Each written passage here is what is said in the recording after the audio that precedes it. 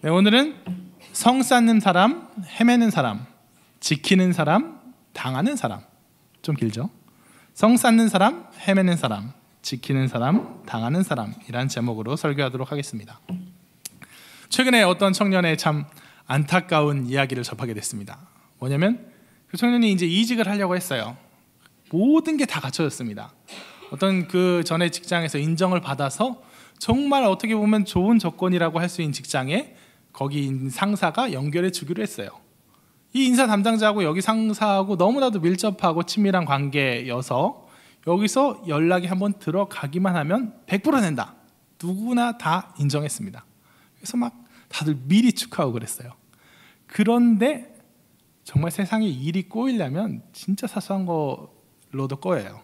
그 상사분이 인사 담당자한테 전화를 했는데 마침 그 얘기를 길게 할 상황이 아니었던 거예요. 뭐 어디 가고 있었댔나? 그래서 나중에 또 통화합시다 하고 전화를 끊었대요. 그래서 바로 전화를 하려다가 뭐 몇 번 전화했는데 안 받고 뭐하고 하다 보니까 다음 날이 됐는데 그 다음 날 새벽에 그 인사 담당자가 해외로 출장을 가버린 거예요. 그래서 일주일 동안 연락이 안 되고 그동안 모든 인사 절차는 마무리되고 여기만 바라보았던 100% 확신하였던 그 청년은 공중에 붕 떠버린 거예요.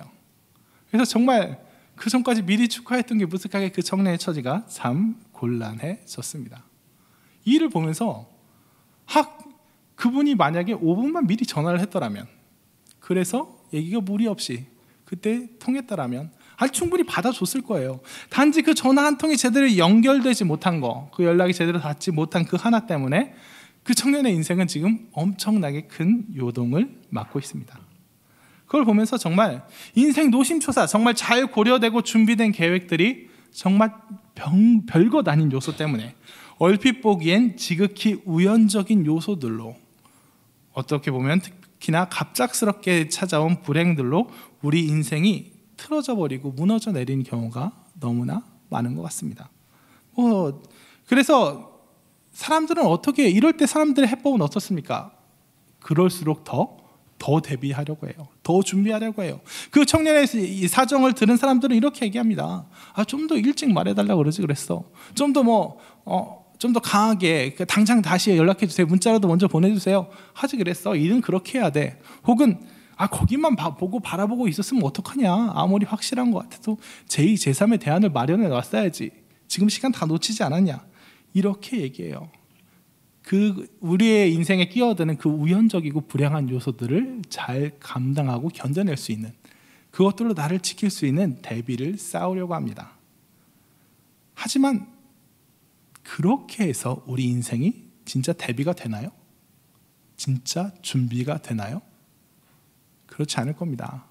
이런 이직 문제야 좀 더 열심히 하고 좀 더 세심히 하면 될 수도 있겠죠. 하지만 어떻습니까? 우리 인생의 모든 순간 문득 찾아오는 그 우연한 문제들, 그 갑작스러운 불행들에서 우리 다 대비할 수 있습니까? 갑작스럽게 찾아온 암, 갑작스럽게 찾아온 친지의 죽음, 갑작스럽게 찾아온 교통사고, 정말 많은 안타까운 소식. 제가 지금 일일이 누가 저희 동기 누구도 막 결혼식하고 얼마 안 있어서 교통사고로 죽고, 이런 구구한 사례들 되지 않아도 이미 알고 있지 않습니까? 인생 보장 못해요. 인생 예측 불허입니다. 그렇기 때문에 오히려 사람들은 그 우연을 최대한 배제하려고, 최대한 자기를 지키려고, 암에서 자기를 지키기 위해서 암보험을 들고, 교통사고에서 자기를 지키기 위해 좋은 차를 타고 최대한 대비합니다. 하지만 우린 알아요. 그것으로 다 대비가 되지 않는다는 거, 다 준비가 되지 않는다는 거. 그래서 매번 대비만 하고 준비만 하는 사람은, 거기에만 골몰하는 사람은 아무것도 못합니다. 정말 내가 더 많은 재산으로, 정말 목사님이 흔히 하신 얘기, 설교 때 흔히 하신 얘기, 준비만 하다 끝나는 인생이 있어요. 내가 좀 더 벌어놔야지, 좀 더 뭘 갖춰놔야지, 내가 앞으로 잘 먹고 살 일도 갖춰놓고, 심지어는 자녀들 낳아서 자녀들 대학 보내고 혼인시키고 나중에 분가시키고 그 다음에 본인 노후 준비까지 다 갖춰놓고 나서야 그때 목사님 지금은 좀 기다려주세요. 그때 가면 좀 한가해지면, 모든 준비가 다 끝마쳐지면 그때 내가 주를 위해 헌신할게요. 이런 사람들도 있어요.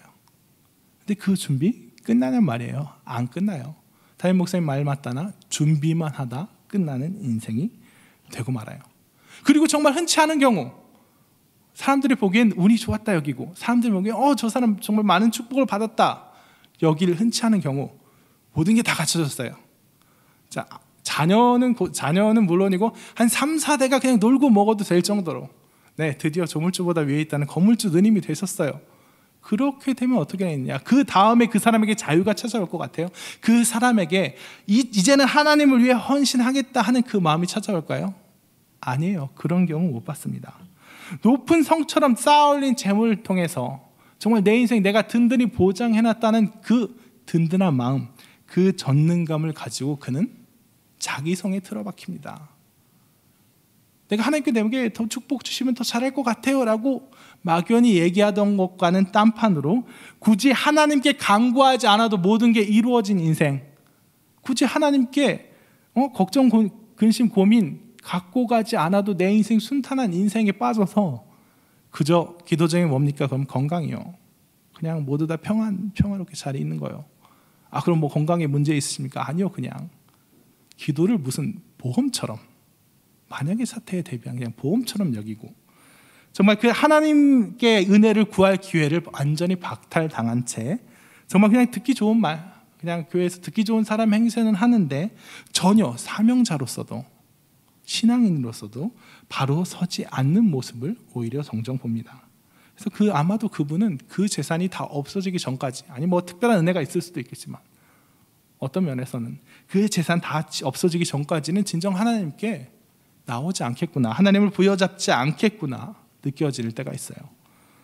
그런 경우 아마 하나님께서 그를 사랑하시니까 아마 없어질 것이고, 만약 없어지지 않는다면 그것이 오히려 더 두려운 결과가 될 겁니다.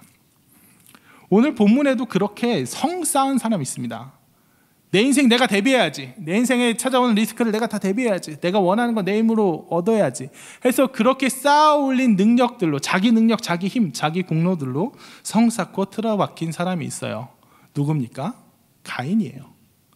이 사람은 이름부터가 가인입니다. 가인 무슨 뜻이냐? 내가 가지다, 얻었다, 소유하다, 이런 뜻이에요. 그는 분명 그 이름에 어울리게 강인하고 아주 능력이 뛰어난, 정말 이때 호걸이었을 거예요. 걸물이었을 겁니다. 혈혈난신 쫓겨나서 마침내 한 성을 이루고 그 주인 됐잖아요. 여기 혹시 성 하나씩 가진 사람 없으시죠? 성 하나 그거 쌓기 얼마나 어렵겠습니까? 그거를 진짜 맨손으로 일군 사람이에요. 이를 봐서 가인은 무척이나 자신만만하고 투쟁적인, 무엇이든 원하는 것은 남에게 의존하지 않고 자기 힘으로 쟁취하려 들고 또 그럴 수 있었던 사람이었을 것입니다. 성경에선 그가 원래 농부였다고 하는데 아마 농사도 정말 잘 지었을 거예요. 그가 하나님 앞에 자기가 농사지은 땅의 소산, 그 열매들을 갖고 나왔을 때 그 농산물들은 아마도 무척이나 크고 탐스러웠을 겁니다. 뭐 곧 추수감사주일인데 추수감사주일날 뭐 과일 깔아놓으면 어떤 게 제일 크나 막 은근히 경쟁하잖아요. 그런 맥락에서도 아주 다른 것들과 비교 안 되게 좋은 거, 정말 이따만한 수박, 막 이따만한 포도를 막 짐짝으로 들고 와가지고 하나님 앞에 자신만만하게 내놓았을 겁니다. 그렇기 때문에 하나님께서 그와 그의 재물을 받지 않으셨을 때 그는 자신만만했던 만큼이나 큰 충격과 좌절을 경험하고 그만큼 큰 분노를 경험했겠죠. 그리고 이후 그는 동생 아벨을 살해합니다. 죽여요. 우리는 근데 흔히 이를 가인이 무척이나 화가 났어요. 그래서 홧김에 동생을 때려 죽였어요. 좀 참지 이렇게 생각하는데 곰곰이 따져보면 이는 단지 분풀이 때문은 아닌 것 같아요. 일단 우발적인 사건이 아닙니다. 네? 가인이 화가 났다. 근데 아벨이 들판에서 마주쳤다. 보니까 화가 났다. 싸웠다. 그러다가 잘못 죽였다. 이 흐름이 아니잖아요. 8절 가인이 그 아벨에게 말하고 그들이 들에 있을 때 이리 와라. 약속 장소를 정하고 들로 유인해서 계획적으로 살해한 겁니다. 가인 스스로는 아무에게도 심지어 하나님에게도 들키지 않았다고 생각했기 때문에 하나님이 추궁해도 내가 동생을 지키는 자입니까? 하고 뻗대잖아요. 정말 치밀하게 계획된 계획 범죄였어요. 완전 범죄를 꿈꿨던 겁니다. 그렇다면 홧김에 우발적으로 죽인 게 아니라면 왜 죽였을까요? 가인은 아벨을 왜 죽였을까요? 분을 다스리지 못한 게 아니라 치밀하게, 냉정하게 왜 죽였을까요? 사이코패스였을까요? 뭐 그럴 수도 있지만 저는 이렇게 생각합니다. 하나님께서 내 재물 받기를 강요하기 위해서, 하나님이 내 재물 연락하시는 걸 내 힘으로 얻어내기 위해서라고요. 좀 그럴듯하게 들리세요? 하나님이 내 재물을 받지 않아? 내가 선을 행하지 않아서 재물을 받지 않는단 말이야? 내가 하나님 잘 섬기지 않았다고? 오냐 두고 보자. 한번 아벨만 없어져 보라지. 그럼 나 아니면 누가 하나님께 재물을 바치겠는가? 누가 하나님을 봉양하겠는가? 그때도 과연 내 재물을 받지 않고 뻗대실 수 있는지 보자. 정말 천국, 진상은 천국 가서 알아봐야겠지만 저는 이 추측이, 제가 한 추측이지만 주여 저에게 이런 인사이트를 하고, 상당히 신빙성 있는 추측이라고 생각합니다. 하나님께 내 재물을 들이밀기 위해서. 아무튼 그의 범죄는 당연히 즉각 하나님 앞에 드러나고 그는 하나님께 처벌을 받습니다. 그런데 이 과정을 자세히 살펴보면 흔히 갖는 또 생각과 달리 하나님께서는 가인 또한 무척이나 사랑하셨음이 틀림없어요. 우선 하나님께서는 그가 돌이킬 거를 마지막 순간까지 기다리십니다. 그가 아벨을 죽이기 전에도 재물 안 받아준다고 분내는 가인에게 3번이냐, 너희가 화를 내면 네가 분하면 어찌미며 안색이 변하면 어찌미냐, 내가 선을 행하면 어찌 이런 일이 생기겠느냐 하고 그를 타이르세요. 마음 잘 고쳐먹어. 그 다음에 아벨을 죽인 다음에도 그만한 큰 죄 저질렀으면 당장 불러다가 내 놈이 한 짓을 내가 다 안다, 너희 놈 죽어봐라 하고 막 때려잡는 게 아니라 기회 주잖아요. 내 아우가 어디 있느냐, 자수하고 광명찾을 기회를 주세요. 그리고 그 기회들을 가인이 죄다 다 걷어차버린 다음에야 비로소 그를 꾸짖으시며 처벌을 내리시는데, 이 처벌 역시 하나님이 주시는 처벌, 징계가 종종 그렇듯이 그냥 단지 너 잘못했으니까 벌 받아야 돼, 너희 못된 놈 이거 한번 당해봐라, 괴로움 받아라, 이런 의미가 아니라 일종의 처방이에요. 이 괴로움을 통해서 하나님께 돌아올 것을 기대하고 내리시는 고난의 처방입니다. 그 구체적인 내용이 뭡니까? 땅에서 저주를 받아 밭을 갈아도 작물이 자라지 않게 된 것, 그로 인해서 한 곳에 머물지 못하고 떠돌며 유랑하리라는 것. 그러면서도 그에게 남에게 죽임당하지 않도록 가인을 해치는 자는 7배의 벌을 받으리라는 표를 주어 보호하십니다. 근데 이 모습이 어디랑 정확히 겹치는 줄 아세요? 아담과 하와가 선악과를 먹고 당장 죽을 죄를 지어 에덴 동산에서 쫓겨난 것, 그리고 가죽옷의 의미랑 정확히 겹칩니다. 이미 죄인이 되었는데, 타락한 인생이 되었는데 여전히 에덴 동산에서 아무 부족함 없이 지내면서 뭐 편하다 하고 어쩌다 또 생명나무 열매까지 따먹고 영생할까 하노라. 저들이 생명나무 열매까지 따먹고 영생할까 하노라. 이러면 영영 하나님께 돌아오지 않을까 봐, 너무 편하니까, 너무 행복하니까, 이대로 무리가 없으니까 돌아오지 않을까 봐 에덴 동산 밖으로 쫓아내시고 당장 죽지 않게 하시려고 가죽옷을 입히시잖아요. 에덴 동산에 쫓아내심과 저주를 받아 떠돌게 하심이 정확히 겹치고 표를 주신 것과 가죽옷의 의미가 정확히 겹칩니다. 가인이 여전히 힘이 있으면, 여전히 유능한 농부이면 돌아오지 않을까 봐 정신 차리라고 농부가 땅을 피하게 합니다. 그가 가진 힘을 뺏어버립니다. 자기 힘이 아니라, 자기 능력이 아니라 하나님이 주신 표에 의지하고 살라고, 그러면서 제발 돌이키라고 하나님의 정말 노심초사가 담겨있는 방편입니다. 만약 가인이 이러한 하나님의 뜻을 조금이라도 알아주었더라면, 조금이라도 뉘우치고 하나님 처방대로 땅을 떠도는 인생을 살았더라면 그의 인생은 달라졌을 것입니다. 하지만 그는 어떻게 합니까? 끝내 죄된 습성을 버리지 못하고 하나님의 징계를 거부합니다. 4장 16절 17절, 가인이 에덴 동쪽 노땅에 거주했습니다. 아내가 임신하여 에녹을 낳았습니다. 가인이 뭘 쌓고? 성을 쌓고 그의 아들의 이름으로 성을 이름하여 에녹이라 하니라. 분명히 하나님께서 말씀하셨어요. 떠돌라고, 유리하라고. 네가 네 힘으로 살지 않고 고난당하면서 내가 준 하나님의 표에 의지하며 살면서 돌아오라고 하셨는데, 하나님이 주신 표가 아니라 높게 쌓아 올린 성 안에서 내가 내 힘으로 버티겠다, 정말 내 힘과 내 능력 안에서 나는 안전하다, 나는 안전하다, 내 힘으로 충분히 안전하다 노래예요. 하나님의 능력에 의지하여 하나님께서 예비하신 고난의 터널을, 연단과 회개의 길을 통과하는 것이 아니라 내 힘, 내 능력에 의지하여 고난 피하여 평온히 살겠다 하는 것입니다. 끝내 망할 수밖에 없는 길입니다. 과연 어떻습니까? 그 결과 에녹성은 물론 번성한 듯 했어요. 가축을 친 자의 조상이요, 수금과 퉁소를 잡는 자의 조상이요, 대장장이의 조상, 아주 문화 문명은 발전했어요. 근데 그 마지막에 누가 나옵니까? 라멕이라는 괴물이 나와요. 라멕은 어떤 사람입니까? 나의 상처로 말미암아 내가 사람을 죽였고 나의 상함으로 말미암아 소년을 죽였도다. 이 사람 있죠. 나는 한 번 당하면 10배 100배 갚아주는 사람이야. 나 건드리지 마. 나 만만치 않은 사람이야.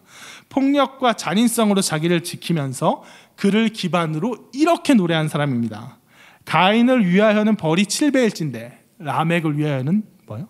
벌이 77배에 이르로다. 하나님께서 7배 표를 내려서 가인을 지켜주신다고? 필요 없어. 나는 내 힘으로 77배 보복해버릴 수 있어. 하나님의 능력 필요 없어. 나는 내 힘으로 충분히 나를 건사하고 살 수 있어. 더 잘 살 수 있어. 한국 버전 너무나도 유행했던 말 뭐예요? 하나님을 믿으라고? 내 두 주먹을 믿겠다, 이거예요. 하나님과의 단절을, 그냥 내가 바로 나 홀로 바로 서겠다는 그런 하나님과의 단절을 선포하는 겁니다. 이름으로써 가인의 가게는 어떻게 돼요?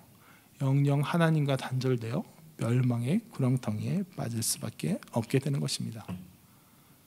우리가 우리 힘을 의지하며 살기를 원하는 순간, 우리가 우리 인생에 닥쳐올 불행한 우연들, 고난들, 어려움, 그것들에서 정말 최선을 다해서 대비해야지, 준비해야지, 그게 나를 해칠 수 없을 정도로 다 준비해야지, 그래서 정말 성처럼 나를 지켜야지 하고 한 그 모든 준비와 대비에 그 노력의 결과가 어떻다고요? 이렇게 하나님과의 단절이에요.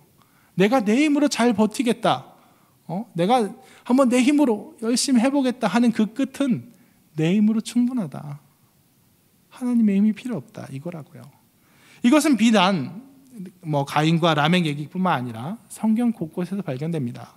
바벨탑이 그랬고, 언약궤 가지고 블레셋 전쟁에 나갔던, 언약궤 있으니까 이긴다 했던 이스라엘 백성이 그랬고, 성전이 있는데 우리가 왜 망하냐, 우리 이미 가졌다, 이걸로 가졌다 하고 예레미야의 경고를 무시하던 사람들, 우리는 아브라함의 자손이니 저절로 구원을 받을 줄 알고 예수님 또 쳐다보지도 않았던 유대인들, 지금 여기서도 적용할 수 있습니다.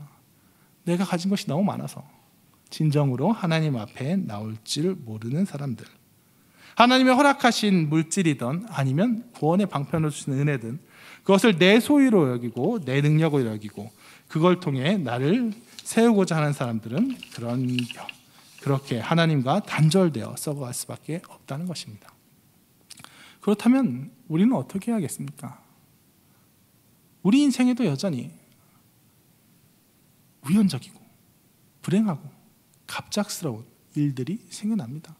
고난이 생겨납니다. 문제가 생겨납니다. 그럼 그것을 어떻게 해야 합니까? 고난을 기꺼이 당해야 합니다. 문제를 기꺼이 감수해야 됩니다. 이거는 대책 없이 살라는 얘기가 아니에요. 고난 자체를 찾아가라는 얘기 아니지. 고난을 자처해서 고행하라는 얘기 아니에요. 그건 인도 선교도 가겠지만은 인도가 하고 스스로 자해하라는 얘기가 아닙니다. 근본적인 시각이 변화되어야 한다는 얘기예요. 정말 이 세상이 우연적으로 가득 차고 있다고 생각하는 사람들, 그래요, 세상 사람들, 그들은 불행이 뭐예요?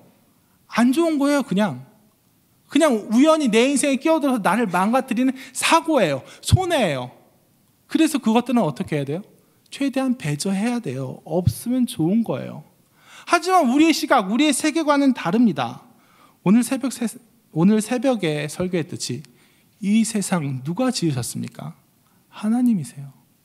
이 세상 누가 주관하십니까? 하나님이세요. 그럼 우리 인생에 닥쳐지는 고난과 문제, 어떻게 보면 세상 사람들이 보기엔 그저 우연히 찾아온 것 같은 불행, 그거 누구의 주관 아래 있습니까? 하나님 아래 있는 거예요. 우리를 눈동자같이 지키시고 작은 새 한 마리도 그냥 떨어지지 않게 하시는 하나님께서 허용하셨기 때문에 온 거예요. 그저 우연히 찾아온 게 아니에요. 그냥 운때가 맞지 않아서 우리를 괴롭히고 있는 게 아니에요. 하나님께서 우리를 그분의 뜻 아래서, 계획 아래서 통과시키고 있는 거예요. 그렇다면 우리에게 찾아온 고난과 문제가 그냥 우연이 아니고 하나님의 계획 가운데 있는 것이라면 그것은 어떻게 돼요? 그저 피할 것이 아니에요. 그저 그냥 그거 피하고 그냥 그거 대비하려고, 그 고난 좀 덜 아프게 감당하려고 거기에 인생 모든 걸 쏟아 부을 게 아니에요. 그 고난 가운데에는 하나님의 뜻을 발견하기 위해서, 그 고난을 살아내기 위해서, 그 고난을 이내는 연단은 소망을 낳는 줄로 믿고 하나님과의 깊은 교제에 들어가는 그런 기도 제목으로 삼기 위해서 내가 하나님께 갖고 올 문제들이에요. 오늘 요즘 요셉 얘기를 GBS에서 다루고 있죠. 요셉을 보세요. 요셉 어떻습니까? 세상으로 보기엔 참 딱 맞아요. 참 불운한 사건들로 인해서 정말 그는 열심히 살고 정말 정직하게 살았지만 정말 불운한 사건들로 인해서 그의 인생은 완전히 흩어져 버립니다. 하나님이 주신 비전이, 너무나도 귀한 비전이 있음에도 불구하고 현실은 시궁창이에요. 정말 해와 달과 별이 그를 향해 절하는, 정말 존귀하게 되리라는 하나님이 주신 비전이 있는데 그 꿈에도 불구하고, 아니 오히려 그 꿈 때문에 노예로 팔려오고 또 죄수가 되어버립니다. 세상 사람들의 기준이라면, 아니 요셉 스스로도 이렇게 생각했을 거예요. 그 꿈은 무엇이었나? 하나님 분명 나에게 정말 찬란한 비전을 약속해 주셨는데 지금 내 현실은 무언가? 정말 우연적인 사건들이 원망스러울 수도 있었을 거예요. 하필 왜 그때 미디안 상인들은 지나갔나? 하필 왜 보디발의 아내가 있을 때 주변에 아무 사람도 없었나? 하필 왜 술 맡은 관원장은 나를 잊어버렸나? 이해 안 되고 걱정되고 고민되는, 내 마음을 너무 괴롭게 되는 일들이 많았을 거예요. 하지만 그 와중에는 성경은 그를 어떻게 서술하고 있습니까? 그럼에도 불구하고 그가 형통하였다. 고난과 문제, 억울함 중에 있음에도 불구하고 하나님께서 그와 함께 하셔서 그로 하여금 그 고난으로 망가져 버리게 하지 않으시고, 그 고난으로 하나님 원망하고 좌절하고 오히려 정말 찌그러져서 더 못나게 하지 않으시고, 하나님이 그를 지키시고 그가 하는 일마다 모두 성공하게 하시고 그 와중에서도 인정받게 하셔서 내가 너와 함께 있다. 그래서 네가 지금 통과하는 것이 네가 겪은 우연한 사고가 아니다. 우연한 불행이 아니다. 어디서 보상받을 수 없는, 어디 하소연할 것도 없는 그냥 그런 불운한 피해자가 아니다 너는, 하고 알려주시고 이끌어 가셨기 때문에 그는 확신할 수 있었던 거잖아요. 하나님께서 나랑 함께 하시지. 그러니까 하나님께서 뜻이 있겠지. 그래서 요셉이 술 맡은 관원장이 꿈꾸고 고민하고 있을 때 했던 얘기, 해석은 하나님께 있지 아니하니까. 이게 진짜 깊은 고백인 거예요.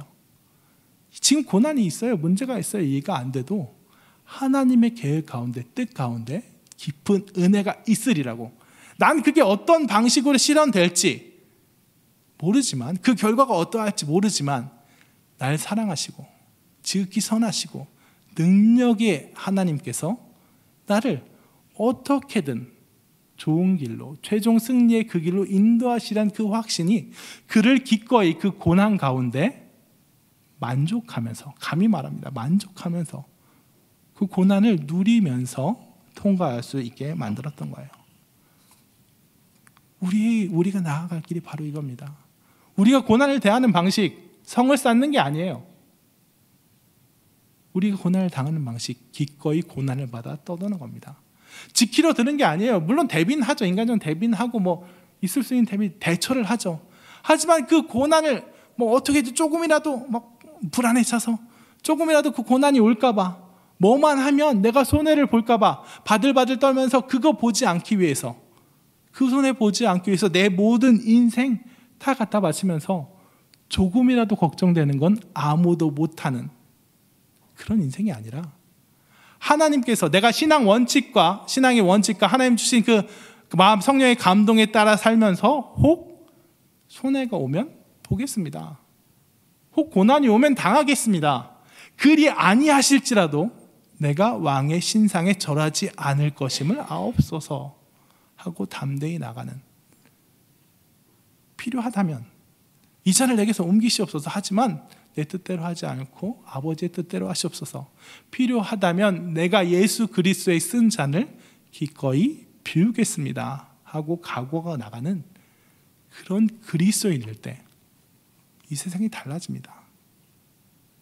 언제 우연한 사고가 우리 인생을 좌우할까 걱정한 정말 겁쟁이, 노심초사에 정말 걱정이 그칠 날이 없는 그런 사람이 아니라, 내가 성에 있는 것보다, 내 힘으로 내 능력으로 나를 지키는 것보다, 내가 천막을 들고 떠돌지라도, 내가 노예를 처하게 되고 죄수에 처하게 되고 어떤 고난과 어려움 가운데 있을지라도, 내 가는 길이 오늘 찬양 가사처럼 굽어 보이는 길로 접어든다 할지라도 하나님 나와 함께 하시고 나를 이끄시니 나는 두려움이 없습니다.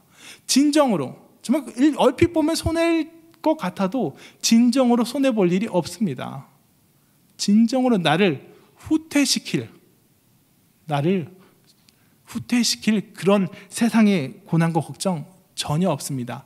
하나님의 길에는, 하나님의 인도하심에는 절대 후퇴가 없습니다. 하나님은 절대 실수하지 않으십니다 하는 그번 고백 가운데 담대히 나가는 그런 성도가 되어야 된다는 것입니다. 말씀을 정리하도록 하겠습니다. 안타까운 청년의 얘기를 시작했습니다. 그 청년처럼 정말 우연적인 사건들, 우연적으로 찾아온 갑작스레처럼 불행들의 인생 요동되기 쉽습니다. 그래서 세상 사람들은 그것에 대비하려고 합니다. 보험 들려고 합니다. 하지만 그것으로 완성되지 않습니다. 진정한 대비 이루어지지 않습니다. 그래서 그렇게 대비하려 사는 사람은 평생 대비만 하다 끝납니다. 혹 그 대비가 다 완전히 되었다 치는 흔치 않은 경우는 오히려 자기성, 자기 공로, 자기 능력에만 의지하여 사는 정말 하나님과 단절되어 버린 삶을 살게 됩니다. 그러니 우리는 고난에 있어서, 고난에 대비하는 방식은 준비가 아닙니다. 대처가 아닙니다. 고난에 손해보려 하지 않음이 아닙니다. 내게 주어지는 것이 고난이든 혹 다른 축복과 형통의 길이든 어떤 것이든 다 하나님의 주관 아래 하나님께서 내게 가장 좋은 은혜로 주시는 것임을 인정하고 기꺼이 그 예수 그리스도의 쓴 잔을 비우려 가는 그런 모습이 성도가 진정 세상을 다루는 방식, 세상을 향하여, 고난을 향하여 승리하는 방식이라는 것입니다. 조금이라도 손해볼까 걱정하느라 아무것도 하지 못하는 그런 삶이 아니라 진정 하나님의 인도하심 가운데 이 세상을 향해서 이미 이겼노라 하는 그런 승리를 선포하고 사는 모든 홍세세계 성도가 되시길 진심으로 축원합니다. 아까 불렀던 찬양, 하나님은 실수하지 않으신다네 찬양하시고 기도하도록 하겠습니다.